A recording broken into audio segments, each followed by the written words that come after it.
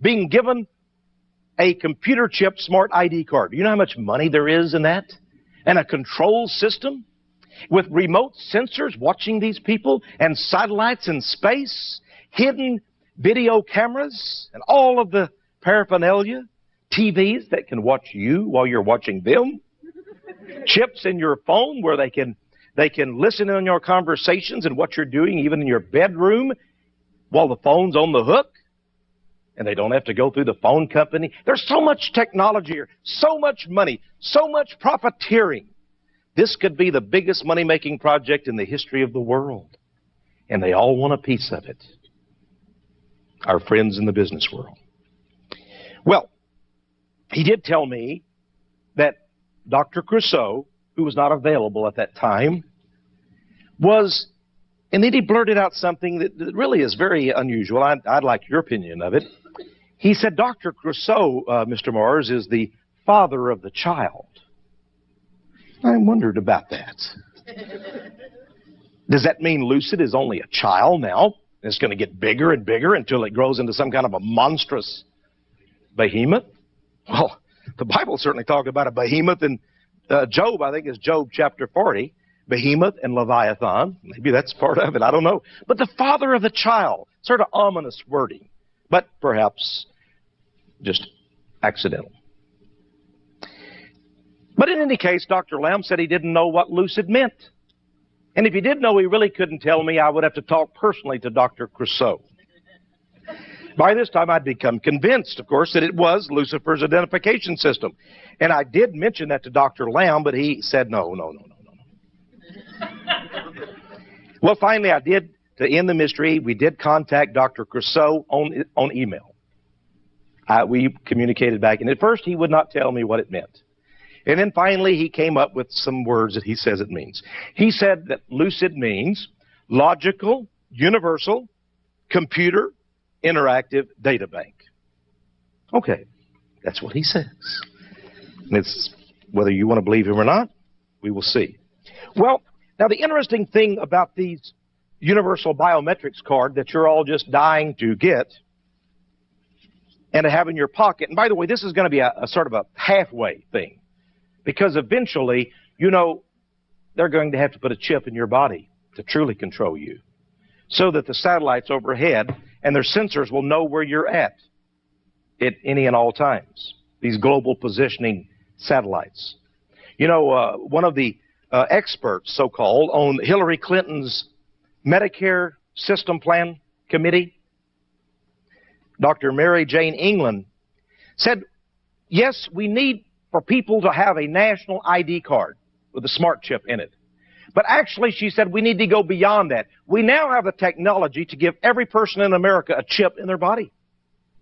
I quote in my book, Project Lucid, Ronald Kane. He's the vice president of Cubic Corporation. It is the largest maker in the world of smart ID cards. Last year, they manufactured some 60 million at Cubic.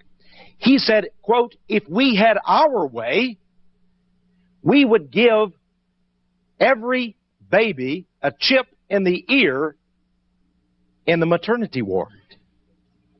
Sort of interesting, isn't it?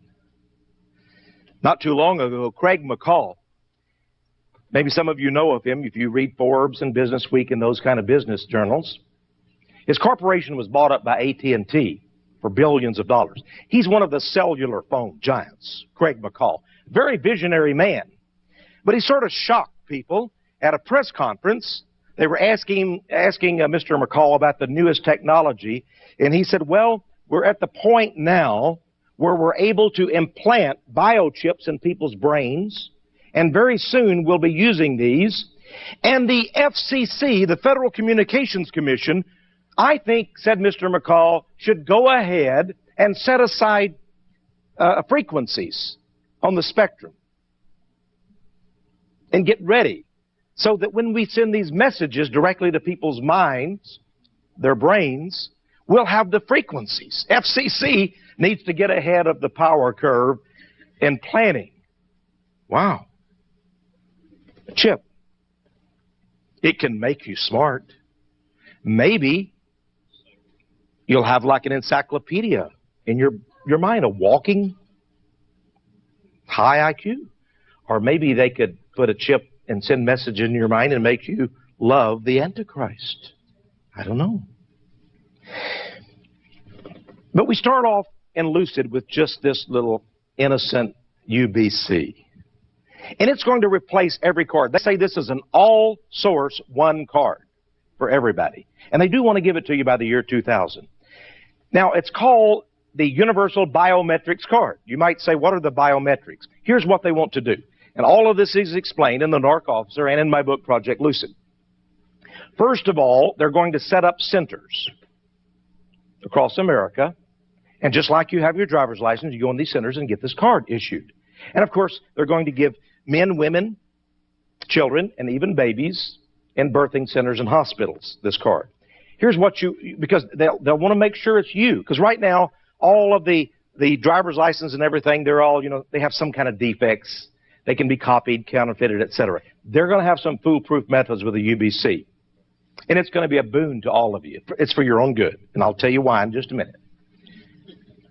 First of all, it will have an iris scan of your eye. They will take a picture. They've already got the laser optical cameras ready. They've invented them with your taxpayer dollars, of course, naturally. And you just look into the camera, and it takes a picture of the iris of your eye. Everyone's iris is different. The lines, the contours, the ridges, etc. It's sort of like a fingerprint. It's unique. That will be digitized and go into the chip. The chip will contain initially around 2,000 pages, say Dr. Crusoe and Dr. Hilarious. Father of the child. Well, in addition to an iris scan, it will have the fingerprint and a foot picture. I didn't realize that. I guess everybody's foot is different. But they'll take a picture of the underside of your foot. My feet hurt. I guess everybody's feet hurt. So I don't know. They say that everybody's is different. But now, another thing that they will have is your DNA type. Your DNA type. We all know about that from the O.J. Simpson trial. And so they're going to require a blood sample of you. You'll have your blood type like O positive, etc., and your DNA. Now, another thing, by the way, is a facial picture. They'll take a picture of your face. That'll be digitized and go in the chip. Now, you'll have this card, and it'll stop terrorism. You go to the airport, and they'll have a device, and they put the card in, and it knows whether it's you or not, right? You'll put your fingerprint there, or else you'll look into their camera device, and it will see if that's you. But, of course, if you're on the computer because you're wanted, you're one of those people that refuse to take the mark. You're a suspected terrorist. You're a militia right-winger. You're a Christian fundamentalist. Who knows what's going to happen to you that time. Now, some of you may be saying, oh, this is crazy. First of all, they don't even have this kind of technology. Well, they do too. Of course they do. It's all ready to go. For example, here's Popular Science, October 1994, page 49. Computers with a memory for faces. Here's a corporation, and there are many corporations. They're vying with each other, competing for the huge contracts. Takes a picture of your face, is digitized, and goes into a card. All right? Here's another one. I like this one. This is from the New York Post, Monday, May 20th, 1996. Banks will soon see positive ID. E-Y-E-D. Shows a picture of an iris scan there. Now, this is an interesting article because it says that in 3 states on the East Coast, they recently did an experiment funded by you-know-who, working with the American Banking Association and so forth. And at the automatic teller machines